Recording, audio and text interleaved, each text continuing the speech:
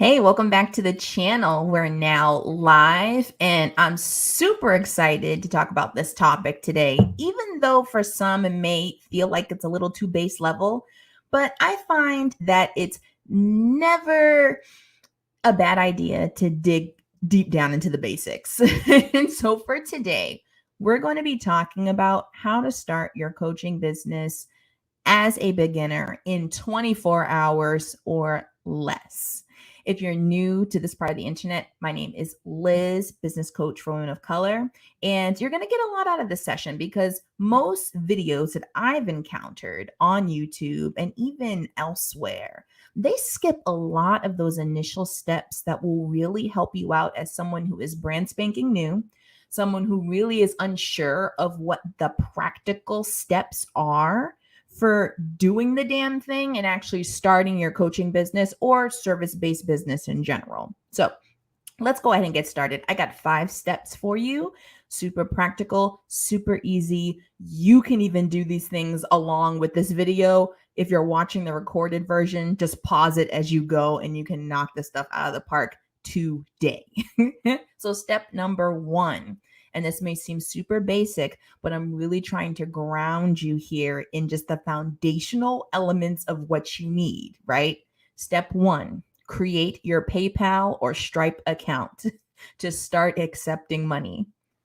I know. It might seem like that's far too easy.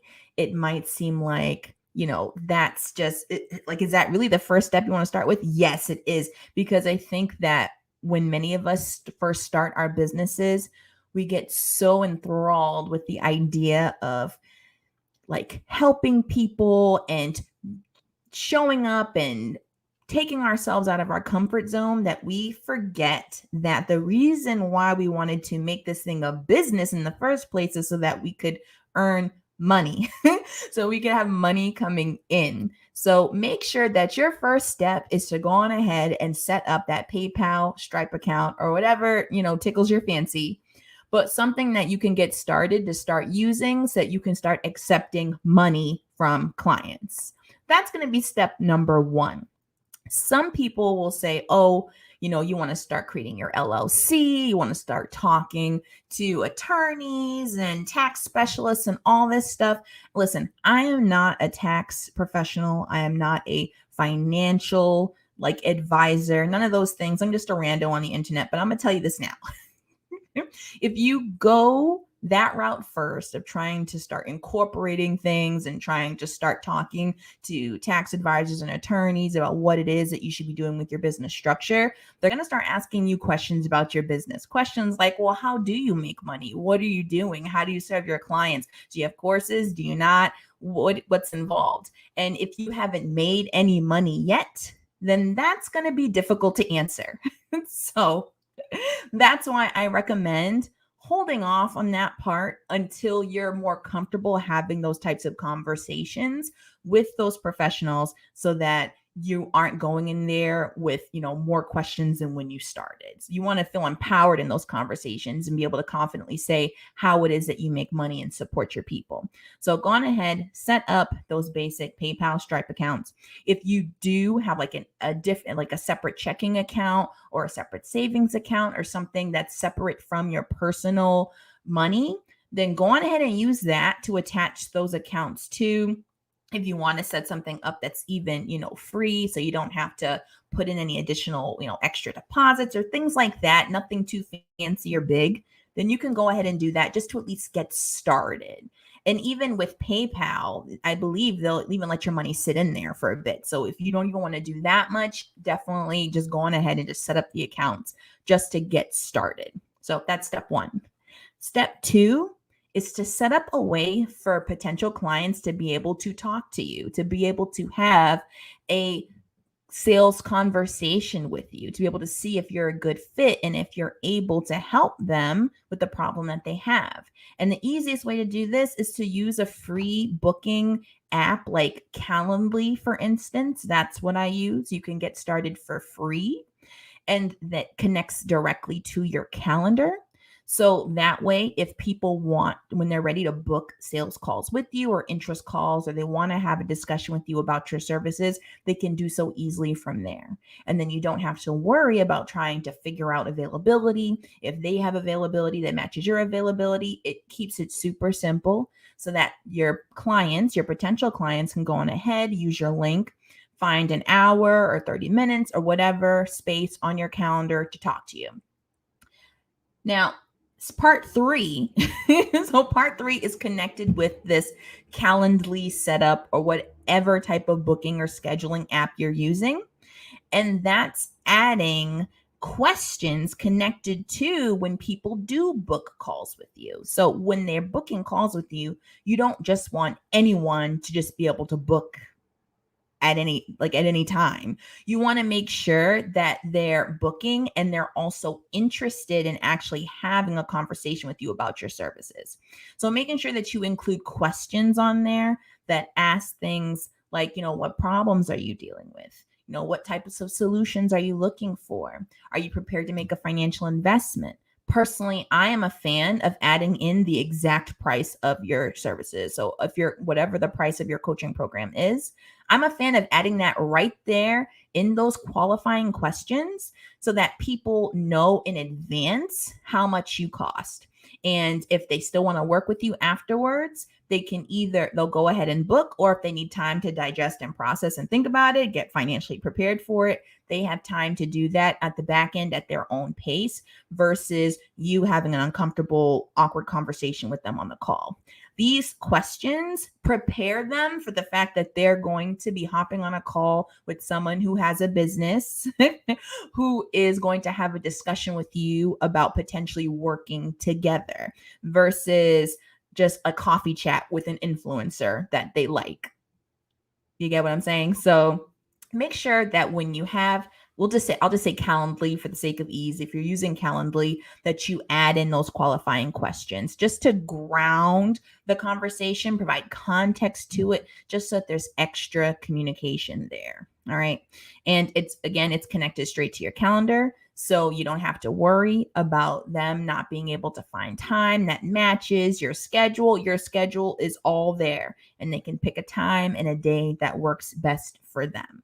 It really keeps the process simple. It keeps the process automated, so you don't have to worry about any of that.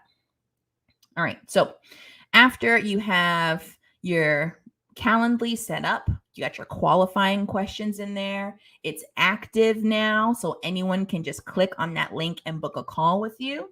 Step 4 is going to be picking a social media platform that's your home base. So there are lots of different platforms out there, everything from Instagram to YouTube to Facebook. You can use emails. There's a plethora of options for you to choose from. So what you want to do is just pick a home base, like a home base for your business, where you're going to be doing the extent of making your offers, where you're going to be telling people most of the time, how they can work with you and what you can help them with. So I advise picking just one to start with. You don't need to be on everything. You don't need to be on 5 of them or hopping on the hottest trend. When you're starting from the very beginning, your main priority is making sure that you become accustomed to this idea of putting yourself out there and accustomed to letting people know, letting strangers on the internet know that you have a service to offer. So pick a home base. And my recommendation is that you pick up a home base, a social media platform where it's easy for strangers to find you, where it's easy for complete strangers who know nothing about you to find your content. So an email list, for instance, you have to grow your own email list. Strangers aren't going to magically just find your email list and join. Like, an email list is something you have to actively promote through other means, either through other social media channels or in person, etc. So that's extra work. You want to avoid as much extra work as humanly possible, especially during the beginning stages. So pick a place where your content, as soon as you create it and post it, it's discoverable by complete strangers, by people beyond your immediate network. So YouTube, for instance, is great for that. It's just complete strangers that find you because of the algorithm. Instagram's another great one for that. That's my home base, really, is Instagram, where people can just find you based off of the posts that you create. And you can use all sorts of features of Instagram to do that. You can do everything from posts to reels. You can do stories, but stories isn't really one where you're easily discoverable by new people. Stories are really where your current followers can continue to like visit you and consume your content and get served by you. You really want to make sure that, especially at this beginning stage, the bulk of the content that you create is able to be discovered by strangers, by brand new people that you've never met on the internet. So make sure you keep that in mind when you're picking your home base. And then number 5, the last step, pick one thing that you could tell to the person that you're trying to serve, one thing that you think would help them get the result that you're trying to help them achieve. So think about, why it is you want to be in business. Think about the impact you're trying to create. Think about what you want to do. Think about who you want to serve. And if you're talking to that person to say, hey, I can help you with X, Y, and Z, for your first piece of content, just say one thing to them that would help them, that would get them even just an inch closer to the result that you want to help them get, to whatever it is you want to help them achieve. Just one thing. It doesn't have to be the perfect thing. It can't be the only thing. That's impossible. Just one thing that you can share that would help, that would serve them, that would help them, that would somehow help them solve their problem, give them a new perspective on their problem, anything at all. Just one thing that will help them. And then at the end of that piece of content, you add your offer. Your offer is your call to action, your CTA. It shows them the very next step that they should take to work with you. So after you've created your beautiful piece of content, you've said what it is that you wanted to say, you provided a piece of advice, a tip, a story, whatever it is that you've said, at the end, you want to tell them how you can help them even further if they work with you. And tell them how to get to that Calendly link that you just created so they can go there and book a call with you to talk about it. So it does not have to be perfect. It doesn't have to be the most beautiful piece of content in the world or, the most curated piece of content. Just as basic as humanly possible. One thing, just one topic. Just say one thing to help them. And at the end of it, add, if you would like to work with me, head to the link in my bio to book a call, or head to the link in the YouTube description box to book a call. Something as simple as that. And that's literally all you need. Literally all you need. If you're if you want to get fancy, for instance, and you want to add like multiple links to things, there are other free tools for that, like Linktree, for instance. You can have one link that leads to multiple links. So there are options there, but it doesn't have to be overcomplicated. Some people will talk about, you have to get your market research done so that you can figure out what it is that people need help with so that you can then know what to say to them to help them. Market research will just delay you. The thing about market research is that in theory, it's this wonderful thing that's supposed to provide great clarity. But in practice, you're really just having a general conversation with the person about, a topic and getting some information about what issues they have. But most of the time, it's going to be pretty surface level. And you'll talk to those things, but it doesn't necessarily guarantee that those are the exact words that someone needs to hear to buy, right? And 9 times out of 10, the information you get from market research will be stuff that you already know. It'll be stuff that you're already aware of.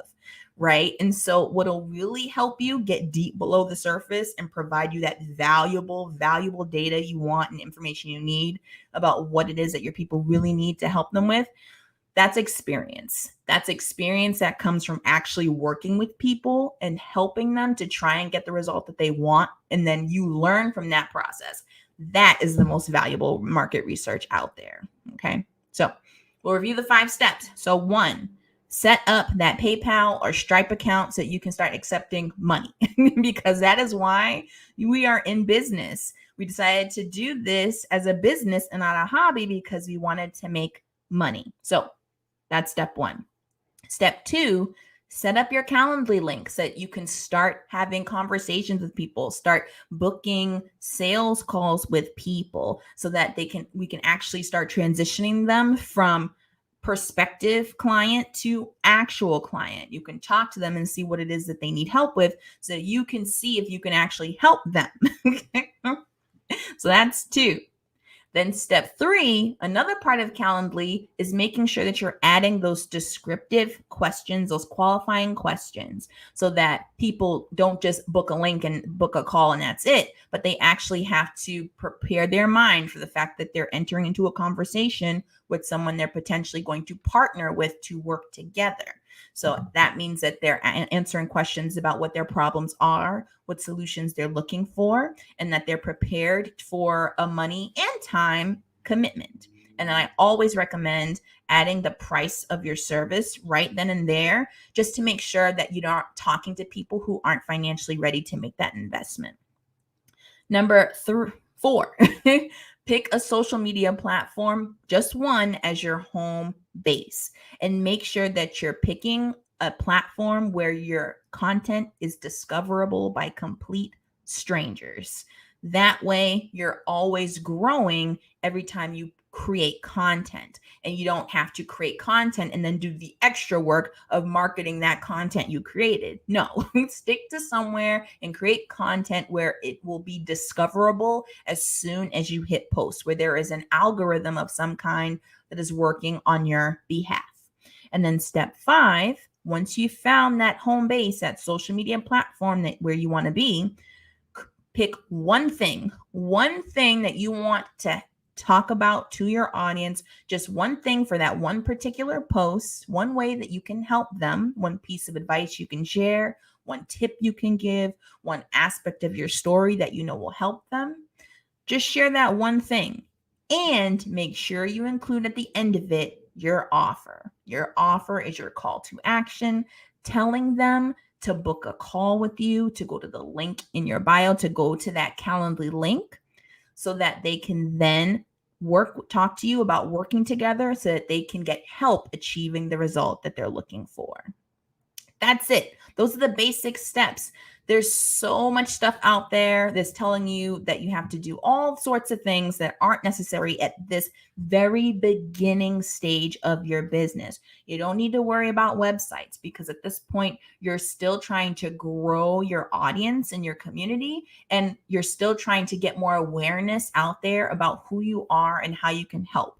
So spending time on a website isn't going to be helpful. The best way you can let people know about you is by showing up through content through your social media platform that you've chosen as your home base. You don't want to worry about LLCs at this point. Again, not a financial advisor, not a tax advisor, a specialist, none of those things.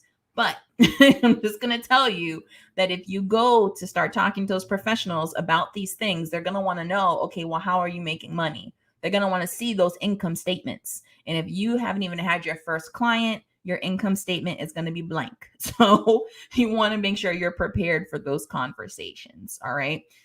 Market research, the best market research is the market research that you accumulate through your own experience of trying to sell your offer and of actually working with clients. That's the best market research for you. It's the best way to improve your messaging and your programs. So don't worry about trying to get all that up front.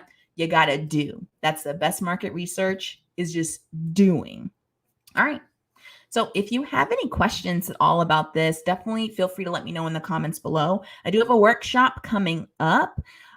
in September. So if you are interested in those details, see in the description box below the link to register for that, where we're going to go over how you can get to your first 10K by working just 10 hours a week without hiring. Because many of us start out as solopreneurs, many of us start out often working a job as well. And so we have limited time, limited energy, limited capacity, and we want to make our businesses sustainable. But it's really hard to do that if you get distracted by a ton of different things and go moving 100 miles in a ton of different directions instead of focusing and prioritizing what's most important to you. So if you're interested in that workshop, the description is in the link down below. So make sure you check that out. And I do have spots open for one-on-one coaching. So if you do need help getting to your first $1,000 with ease, then use the link in the description box below to book an interest call. We'll talk. We'll see if it's a good fit. I'm going to continue with this beginner series. So in the next few videos, I'll be talking about things like pricing, designing your coaching packages, really helping you get from the beginning to the end without worrying about all of the extra fluff that's out there that's really just created by people talking about business in terms of theories and broad concepts versus actually creating one from scratch. So can't wait to see you there. Head over to Instagram as well. I'm over there at The Other Liz Walker. If you're interested in following me there for more business tips, strategies, mindset help, and advice. All right, take care.